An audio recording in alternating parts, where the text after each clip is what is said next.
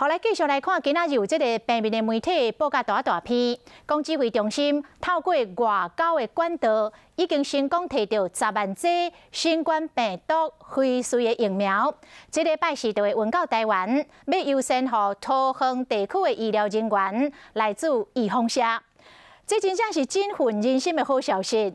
不过，指挥中心的指挥官陈时中马上伫早起的10点半召开紧急的记者会，讲无这个代志。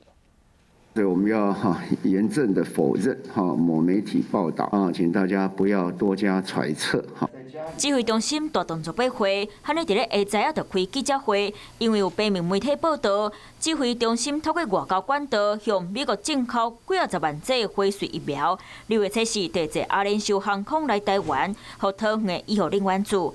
指挥中心讲，这是无影无迹的代志。2月4号空运来台这个事情一定没有，确定没有拿到这10万剂的疫苗。强调国际疫苗供应也真乱，会继续调。专家认为疫苗是好事，会当优先提供给压力大的病院。应该说优先给照顾病人的医护啦。这个责任还是要放在部立桃园医院的话呢，那部立桃园医院的员工先打是合理的。不过，糖病院感染，连续19例本土个案，在一例上少捌出现1摆阴性，甚至有一个医护人员阴性，自主健康管理所配合厝内的人。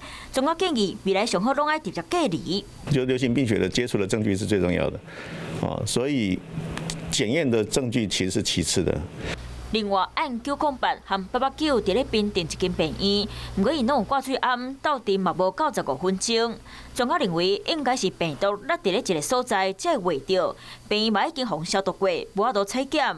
指挥中心嘛回应，因会检讨改做新采检，再去消毒，来调查因是安怎烧的。